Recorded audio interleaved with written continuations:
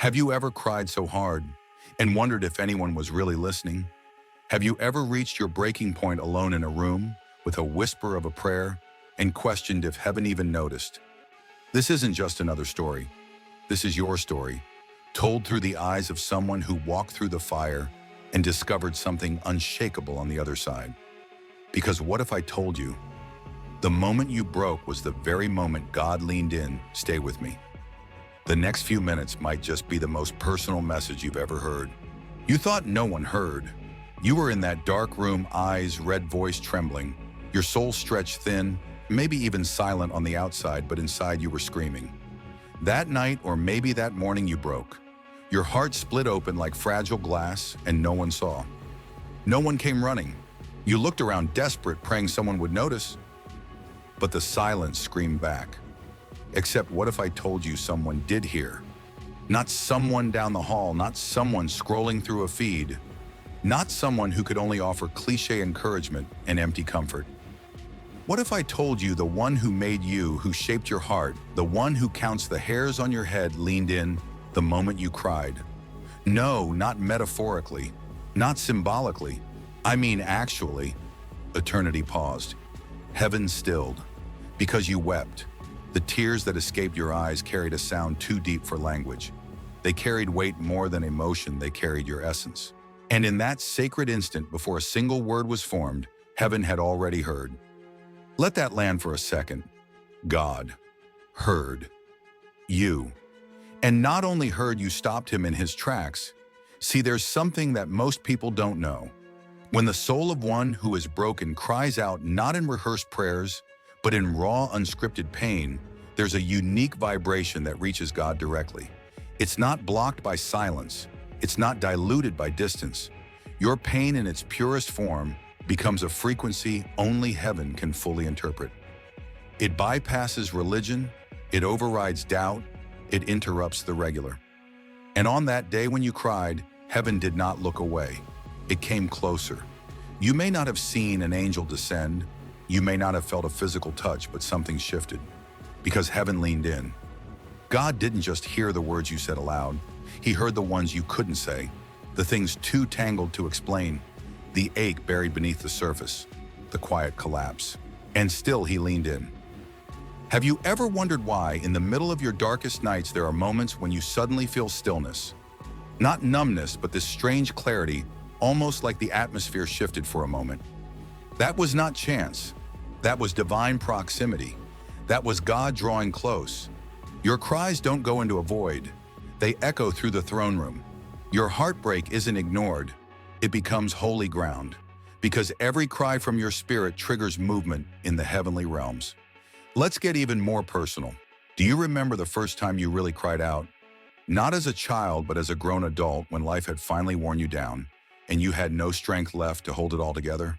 That moment, it marked you, but it also marked heaven. God was not waiting for you to get your act together before responding. He wasn't waiting for perfect prayers or tidy resolutions. He was already moving, already orchestrating, already writing your redemption before you saw any change. And I need you to know something else. Your cry was never weak. It was not a breakdown. It was a signal. It was the language of the soul that called God's attention in a way nothing else could. There's power in your desperation.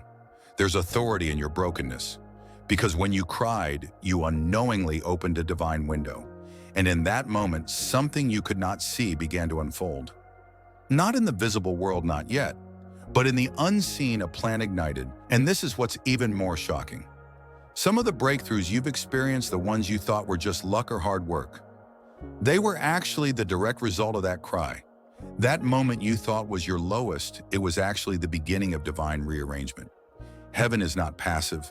It doesn't just observe, it responds. So when you sobbed into your pillow, when your shoulders shook from the pressure of it all, you weren't falling apart. You were setting off an alarm in the heart of God. Let me paint this for you. You are on the floor, overwhelmed, tears falling like rain, and unseen to your eye, there is a convergence in the spiritual realm. Angels shift, destiny adjusts, assignments are released because God heard. He didn't ignore the urgency of your pain. He responded not with pity, but with purpose. And here's the thing, we've misunderstood silence. We've mistaken divine stillness for absence. But what if the stillness was sacred? What if instead of saying nothing, God was gathering everything? What if the silence wasn't distance? It was preparation? You see, heaven doesn't panic like we do.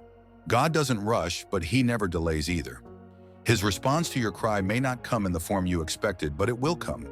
Because when you cried, God leaned in. He leaned in with mercy, with strength, with the exact provision you didn't even know you needed. There's something wild and holy about realizing your tears mattered to the creator of everything, that your raw emotion cracked open heaven's attention, that the pain that felt like the end was actually the beginning. What if I told you that moment was the most powerful prayer you ever prayed, that it bypassed theology and denominational walls, that it didn't need a building or a preacher because your spirit connected directly with God's presence? You cried, and God heard. Not only did he hear, but he felt. He felt your anguish. He bore the weight of your sorrow. And instead of turning away, he turned toward. And here's what's even more incredible. He's still leaning in, even now. Right now, as you listen, as you watch, even if you're unsure whether you believe fully, he's closer than your next breath. Because his response to your pain wasn't just temporary. He didn't just check in and leave. He remains. His presence has surrounded you since that moment. You just didn't realize it until now. So what do you do with that? What do you do with the fact that God heard your cry and responded in ways beyond your perception? You open yourself. You revisit that moment, not to relive the pain, but to recognize the presence. You trace back the steps and begin to see where he moved. Maybe that job that showed up just in time. Maybe that unexpected kindness from someone. Maybe the strength you found to get out of bed the next day. All of it subtle echoes of a God who responded the moment you cried. You don't have to understand it all. You don't need a perfect explanation. What you need is trust. And now more than ever, you need to believe one simple truth. You are not forgotten. You are never unheard. You are not invisible. You are not alone. You are seen. You are known. You are heard. And heaven has been leaning in ever since. Now take a breath. Sit in this moment. Let it settle deep. And if you feel even the slightest pull, don't ignore it. God is not finished. This is only the beginning. Which moment describes you best? A, I cried out in pain and now I'm starting to see the signs that God heard. B, I haven't seen any signs yet, but I still believe God is listening. Drop your answer in the comments, A or B. Let's hear your story. Do you remember that night in Willow Glen where everything came crashing down? It was raining. Not the kind of rain that refreshes, but the kind that makes everything feel heavier. Naomi had just lost her job, the third one in 2 years. Her husband Daniel was growing quieter each day, retreating deeper into his own frustration. And their daughter Emma was too young to understand why dinner was sometimes just crackers and prayer. Naomi sat in the dim kitchen light with her hands clutching the edge of the table. She had cried the night before, cried harder than she ever had. But tonight, she just stared, empty. Her tears had dried, but her questions hadn't. Why hasn't anything changed? Why does it feel like my cry vanished into the sky? Why is God so quiet? That's the question so many of us carry. It echoes silently in the hallways of our thoughts. We cried. We believe God heard. But where is the response? But here's the truth hidden beneath the silence. The response is already on the way. God is not ignoring you. He is organizing something better than you asked for. See, we are creatures of moments. We count minutes, hours, and days. But heaven doesn't run on clocks. It runs on alignment, and alignment takes time. When Naomi cried out, God did not delay out of disinterest. He delayed to prepare the path so that when her blessing arrived, it wouldn't be temporary, it would be transformation. Imagine this, a seed is buried in the soil. For weeks it appears as if nothing is happening, but under the surface, roots or anchoring systems are forming. When it finally breaks through the soil, everyone says it just happened overnight. But the truth is, the growth was happening the entire time. It was just hidden. That's what your answer's like. When you cried, God did not go silent. He went to work. And what Naomi didn't know was that the very next morning, a letter was already being written in a small office across town. A nonprofit board had just approved a new director position for a crisis support program for young mothers. The HR director, who Naomi had met once at church 2 years ago, suggested her name. The letter went out. The phone call was made. But Naomi hadn't received it yet. She was still staring at the edge of the kitchen table, because divine timing never feels immediate until it suddenly is. God does not operate on delay. He operates on design. That's what we must grasp. What feels like stillness is often divine engineering. He is not just giving you an answer. He's crafting an atmosphere. He's making sure your heart is ready, your surroundings are prepared, the connections are in place. When you cried, you activated something. But let's go deeper. Why does he wait? He waits because sometimes in the waiting, he is working on you. Waiting exposes our trust or lack of it. It peels back our layers of control and invites us to surrender. In the waiting, we learn to depend not on what we see, but on who we trust. Naomi's story isn't rare. It's deeply human, and it's sacred. God wasn't withholding, he was preparing. And preparation often requires silence. Think about this: when an artist is creating a masterpiece, the room isn't filled with loud music. There's a holy hush. Precision needs peace. Focus needs quiet. So maybe God's silence after your cry wasn't distance. Maybe it was the hush before the reveal. And what if his answer is closer than you think? Sometimes we miss the beginning of the miracle because we're looking for the end of the problem. Naomi almost declined the call when it came the next day. She thought it was another creditor. She didn't recognize the number, but something nudged her deep, subtle. She picked up. The voice on the other line said, "Hi, Naomi. I know this is unexpected, but I've been thinking about you. Would you be open to discussing a new opportunity?" That was the moment the response arrived, not when she cried, but when she was ready to receive. The truth is, many of us cry out and then brace ourselves for disappointment. We pray and then prepare for nothing to change. But what if we reverse that? What if we cried out and then postured ourselves in faith, expecting the answer, not someday, but soon? That's what faith anchoring is all about. Here's how you practice it. Visualize your prayer rising like incense seen and heard. 2. Anchor that prayer in faith by saying aloud, "I believe you are already moving." 3. Act as if the response is already unfolding. This is not false positivity. This is faith maturity. Faith isn't just believing when it happens, it's trusting before you see it. Naomi didn't get a job that saved her. She got a calling that awakened her. She now leads a network of women who've experienced trauma and helps them rebuild not just careers, but confidence. She teaches them the very thing she had to learn herself, that God's delay is not God's denial. When you cried, you opened a portal of divine movement. The answer may come through a stranger, a phone call, a dream, or a redirection, but rest assured it's already in motion. Sometimes the answer doesn't come with thunder and lightning. It comes like a whisper. It arrives gently. And if you're too busy doubting, you might miss it. So take heart. That thing you prayed for, it's already traveling toward you, through unseen routes, across divine alignments. Your response might already be in someone else's hands, someone thinking of you right now, someone preparing a place with your name on it. Let me say it plainly, God is not late, he is precise. When Joseph was betrayed by his brothers and imprisoned, it seemed like his cry went unanswered. But God was preparing the palace while Joseph was in the pit. When Hannah wept bitterly for a child, it seemed like years of silence. But God was growing Samuel within divine timing, because Samuel was not just a son, he was a prophet for a generation. When Jesus waited before going to Lazarus, people said, "Why didn't he come sooner?" But the delay was not indifference. It was strategy. Because when he did come, the miracle was undeniable. And when you cried, God was writing a strategy with your name on it. So here's what I want you to remember today. Heaven is already moving. Just because you can't see the ripples yet doesn't mean they're not in motion. The same God who heard your cry has already begun crafting the answer. But will you be still long enough to receive it? Will you believe when there's no visible evidence? Will you anchor your heart and trust not in timeline? Because that's where miracles begin, not when they happen, but when we believe they are on the way. If you're in your Naomi moment right now, sitting in your version of the dim kitchen, wondering if your cry was too soft for heaven to hear, let me remind you, you cried, God heard, and his response is already on the way. Stay open, stay expectant. The page is about to turn. Naomi didn't realize when it happened. She couldn't tell you the precise moment when the weight in her chest began to lift. It wasn't sudden, there was no flash of light, no angel at the door. But as she walked the quiet sidewalk of Willow Glen, the morning after that life-changing phone call, she felt something she hadn't felt in weeks. Not happiness, not certainty, something deeper. Presence.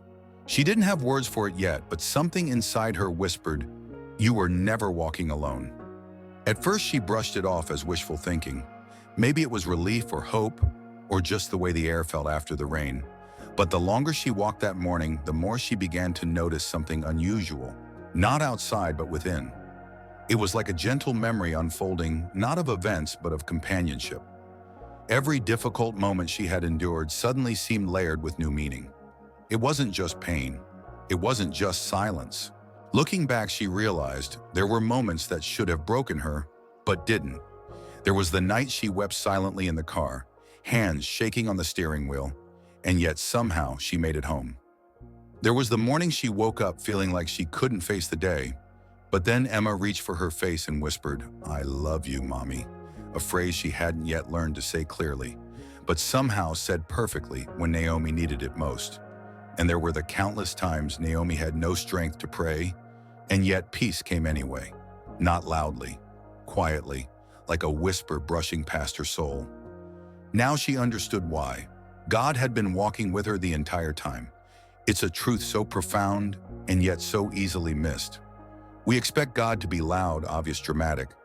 But God in his gentleness often walks softly. Not because he is distant, but because he is intimate. Naomi remembered a line she'd once heard in a sermon: "God's footsteps are so close, they sound like your own." It made sense now. She thought she'd been dragging herself through her storms, but in truth, she had been carried more than once. Let me tell you something true and beautiful. The absence of noise is not the absence of God. It is often the presence of his nearness. When God walks beside you, he does not always announce it. He doesn't always part the sky or change the weather. Sometimes he just stays close enough to catch you when you stumble. Have you ever looked back on a season in your life that was nearly unbearable, yet somehow you survived it? How did you survive it? You shouldn't have made it through. Not with that much pressure, not with that little support, not with so many unanswered prayers. And yet you did. That's not coincidence. That's not resilience alone. That is the quiet footprint of God moving beside you, steadying your pace, even when you didn't know to ask for it. Naomi called this her invisible footprint season. She began journaling every moment where she realized she had not been alone.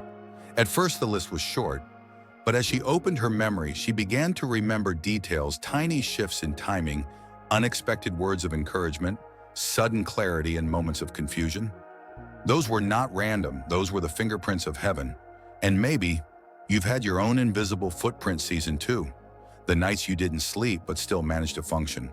The times you cried out with no words yet peace eventually arrived. The moments when giving up felt easier but something held you. That something was someone. But why does God walk quietly? Why not make his presence obvious? Because if he walked loudly, you might think the strength was his alone. But when he walks quietly, you begin to realize the strength was yours too, because he placed it there. It's like walking with a friend who never lets go of your hand.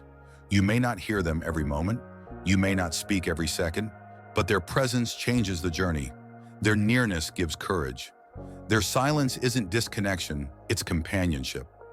Naomi began to understand that she hadn't been waiting on God to show up. God had been waiting for her to recognize he never left.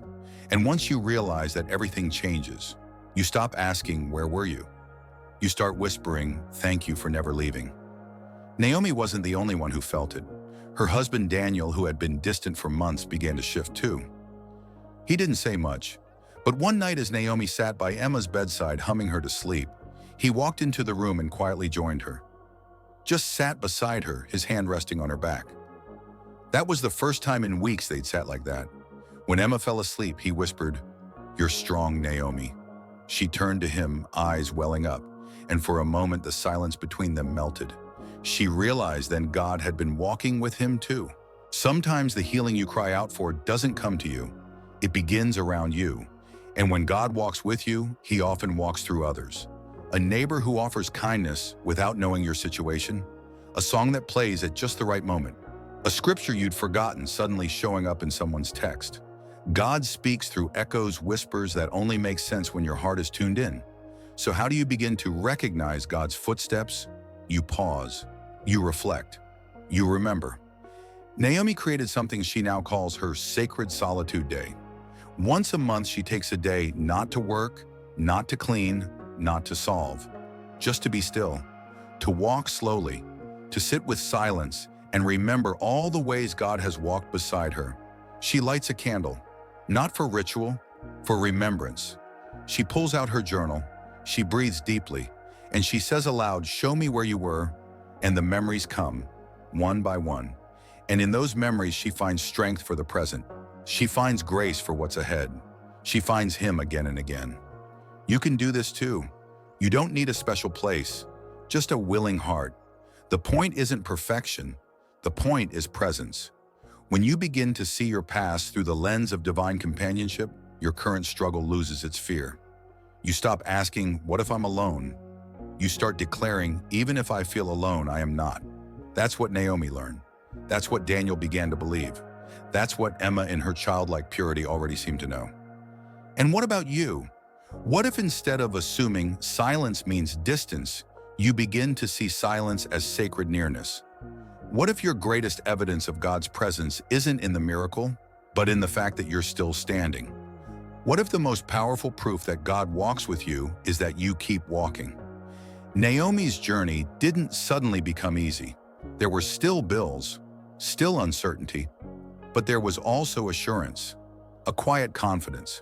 She knew now that she had never been abandoned, that the dark nights were not empty, that the silence had a heartbeat, and that heartbeat was the rhythm of God walking beside her. He had never left, and neither will He leave you. When you look back on your hardest season, what do you now see? I recognize God was walking with me even if I didn't notice it then. B, I'm still not sure where He was, but I'm open to discovering it. Drop your answer in the comments, A or B. Your story might be the light someone else needs. Pain has a way of making us feel small, isolated, even forsaken. Naomi knew that all too well. Her story from the outside may have looked like a modest redemption, a woman overcoming hardship, finding a new job, slowly mending the cracks in her family. But pain didn't leave quietly. It lingered in the corners, whispering doubts in the quiet. It was a Tuesday morning in Willow Glen when Naomi realized something strange.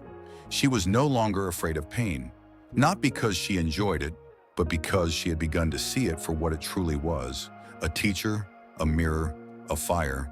Not a fire that destroyed, but one that refined. The idea first struck her as she watched Emma attempt to build a paper house for a school project. Every time it collapsed, Emma grew frustrated. "It won't stay," she cried. Naomi knelt beside her and softly said, "Maybe it needs a stronger foundation." Emma blinked, then whispered, "What's that?" Naomi didn't answer immediately. She looked at the mess of folded paper, the glue smudges, the fragile pieces falling over, and she saw herself. How many times had she tried to hold everything together?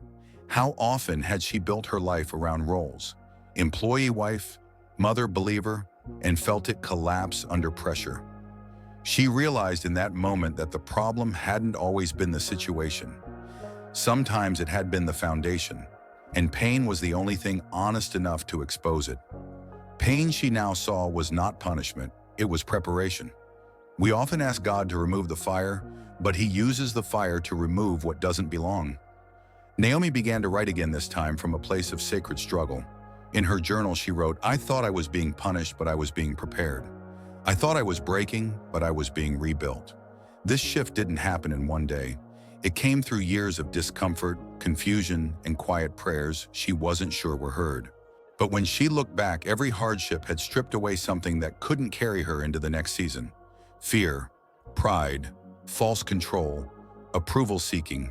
God had used pain to purify her path, and she wasn't the only one. Daniel, who once bottled his disappointment in long silences and quiet disconnection, had his own refining fire. Losing work, watching Naomi carry the emotional load, feeling like a failure as a husband and father. He never spoke much about it, but one night as they sat on the porch watching Emma chase lightning bugs, Daniel finally said something that stunned her. "I used to think pain meant I was doing life wrong. he said, voice low. But now, I think it just means I was finally paying attention. That sentence lingered in Naomi's soul for weeks. Maybe that's the most sacred purpose of pain, to slow us down enough to see what we've been too busy to notice. In the silence of suffering, you become more aware, more sensitive to what matters, more alert to what endures, more open to transformation. Naomi began sharing her insights in a small support group for women in Willow Glen. They met every Thursday in the back room of the community church, bringing coffee-broken stories and brave vulnerability. And over time, they discovered a common thread: none of them were who they used to be. The woman who once cried herself to sleep over an absent father was now a youth mentor. The woman who lost her son had become a source of comfort to grieving mothers. The woman who battled anxiety now led breathwork prayer circles. None of their stories were clean. None of their pain disappeared. But each of them carried something sacred out of the fire-refined identity. They had learned to ask a different question. Instead of, why me? They began to ask, what is this shaping in me? That was the turning point. Because once you believe your pain has purpose, it loses its power to define you. It stops being your prison and becomes your path. Naomi coined a phrase she began sharing in her group, sacred struggle. Not every hardship is holy in its origin, but every struggle can be sacred in its outcome. It's how you engage with it that defines what it becomes. Pain is inevitable, but bitterness is a choice, and so is transformation. But how does one transform in the midst of pain? Naomi discovered a simple practice that helped her reclaim clarity. She called it the letter to your future self from God. Here's how it worked. Whenever she felt overwhelmed, confused, or disappointed, she'd close her eyes and imagine God writing her a letter, not about what had gone wrong, but about what was coming next. Not in fantasy, but in divine possibility. It always began the same way: my beloved Naomi, I have not forgotten a single moment of your journey. From there, she would let the words flow, words of affirmation, of promises, yet to be fulfilled, of who she was becoming. It wasn't about predicting the future. It was about recentering on the truth that God was still writing her story, and every tear had meaning. You can do this too, even now. Close your eyes, imagine your name at the top. Then imagine God speaking directly to your heart. What does He want you to know about your pain? What is He whispering through the fire? Because the fire is not meant to burn you down. It's meant to burn away what no longer belongs. That's what Naomi had learned. She was no longer afraid of disappointment. It had made her deeper. No longer ashamed of breakdowns. They had made her softer. No longer bitter about the silence. It had made her listen better. Pain had not made her less of herself. It had made her more.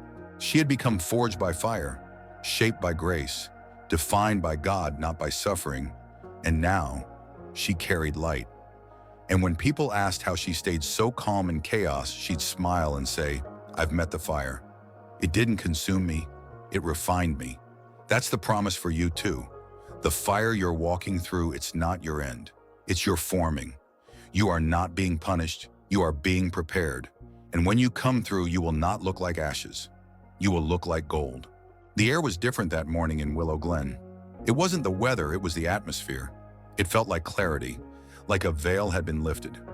Naomi stood on the back porch wrapped in a light shawl, watching the sun rise over her small, quiet backyard. Emma was still asleep. Daniel had just left for work. Birds sang without hurry, and the breeze carried the scent of something familiar. But it wasn't a season, it was peace. Something had shifted, not outside, within. It had been almost a year since that desperate night in the kitchen, the one where silence felt like abandonment, and she questioned whether heaven had heard it all. Back then, her cry had been a rupture, a moment of unraveling. But today, she stood taller. Not because everything was perfect, but because something inside her had awakened her hope. Not the wishful kind of hope that clings to chance. This was the kind of hope that is built, not found. The kind that grows from broken ground. The kind that knows darkness, but still dares to believe the sun will rise. And she believed it now, not because she had read it or heard it, but because she had lived it. Naomi had learned that real hope doesn't deny reality, it reclaims it. It says, yes, life is hard. Yes, the nights were long, but still I rise. Still I believe. Still I move forward. Hope had not been handed to her, it had been forged. and that was the gift she now carried. At the heart of her journey, it wasn't the job offer that saved her. It wasn't even the restored conversations with Daniel or the smiles on Emma's face. Those were blessings, yes, but the real transformation was deeper. She had begun to live as if everything mattered, as if every moment was sacred, every decision connected, every breath divinely held. And this, dear one, is what hope truly is. Hope is a lens that reveals divine fingerprints on ordinary days. Hope is the echo of eternity, whispering, "This is not the end." Hope is the ability to look pain in the eye and say, "You will not define me." And now Naomi was ready. Ready for a new chapter. Not because everything had changed, but because she had. She no longer waited for breakthroughs to feel blessed. She no longer needed applause to feel affirmed. She no longer feared tomorrow. She woke each morning not asking, "What if it all goes wrong?" but declaring, "What if this is the day everything begins to unfold?" And that single shift changed everything. What about you? What if today is the moment you begin to rise in hope, not because the storm has passed, but because you've learned to stand in the rain? What if this very breath you're taking is the beginning of a new chapter? Let me remind you, your past did not break you. It built you. Your pain did not bury you. It prepared you. Your prayers did not disappear. They are being fulfilled in ways you are just beginning to see. And now you are not only a survivor of your story, you are a messenger. That's what Naomi had become. Every Thursday evening, she stood in that same community church room, now filled with over 24 women.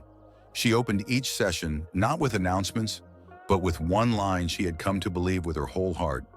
You are not here to survive life. You are here to walk through fire and come out with purpose. She called these gatherings hope circles. Small, quiet, powerful. Not therapy, not sermons, just sacred space for people to remember who they are and who walks with them. And it wasn't just women anymore. Daniel began leading Father's evenings on Mondays. Quiet conversations over coffee with men who carried silent struggles. He never preached. He just told the truth. That pain doesn't make you weak. That being lost doesn't mean you failed. That rebuilding takes time, but it's holy work. And little Emma, she didn't understand the complexity of it all. But she knew the house felt warmer now. That mom and dad smiled more. That sometimes they danced in the kitchen again. She knew that when she felt scared, she could pray, and it mattered. And somehow that made her brave. Because when hope returns to a home, even the smallest hearts feel it. So how do you begin your new chapter? Not by waiting, by deciding. By saying, this pain will not be the final word. This season will not define me. This breakdown is not the end, it's the beginning of a breakthrough. You rise not when everything is fixed. You rise the moment you choose to believe again. And yes, it's a choice, not a feeling, not a mood. Hope is the decision to show up anyway, to keep praying, to keep loving, to keep building. You rise in hope when you say, I believe I am still in God's hands. I believe heaven has not forgotten me. I believe something good is still unfolding for me. So today, wherever you are on the edge of giving up or on the cusp of something new, hear this truth again. You cried, God heard. You waited, God moved. You walked through fire, God refined you. You doubted, God stayed, and now you rise. You rise because you are no longer defined by what you lost. You are guided by what you've learned. You are fueled by what you now carry. You are sustained by who walks with you. Naomi still walks the same streets in Willow Glen, the same cracked sidewalks, the same bakery with the burnt coffee, the same tired buildings. But nothing looks the same anymore. Because when you change, the world around you changes. That's the secret. God didn't need to remove Naomi from her circumstances to redeem her. He changed her within them. And now, as you reach the final lines of this story, this message wasn't just Naomi's. It was for you, all along. You who wondered if heaven had gone quiet. You who questioned whether your tears mattered. You who sat in the silence and called it suffering. Hear this, your story isn't over. Your faith isn't wasted. Your dreams aren't dead. Your miracle hasn't passed you by. It's all still unfolding, even now, especially now. God is not just beside you, He is ahead of you making a way. So breathe deep, lift your head, and take the first step into your new chapter. Because today you don't just believe in hope, you rise in it. How are you stepping into your new chapter today? A. I'm choosing to believe again, even in the middle of the unknown. B. I'm still healing, but I know I'm not walking alone. Drop your answer in the comments, A or B. Let's rise in hope together. If this message touched something deep within you, if you felt seen, if you remembered you're not alone, if even one moment made your heart whisper, "That's me," then don't let it end here. This isn't just a story, it's a reminder that your tears matter, that your pain carries purpose, that God still hears, God still moves, and God still walks with you. But this isn't just for you. Someone you know, someone silently fighting a battle, needs this word. They need the hope you just found. They need the strength you just felt. So before you scroll away, pause, breathe, and share this. Not because I asked, because someone out there is waiting for the very comfort that just reached you. Be the echo of hope. Be the voice that reminds them they are not forgotten. And in the comments, drop your answer to the final question. Tell us your truth. Speak it out. Claim your healing. Declare your new chapter. This space is sacred. This moment is yours and your story. Or it's just beginning. You cried, God heard, and now you rise. Let's rise together.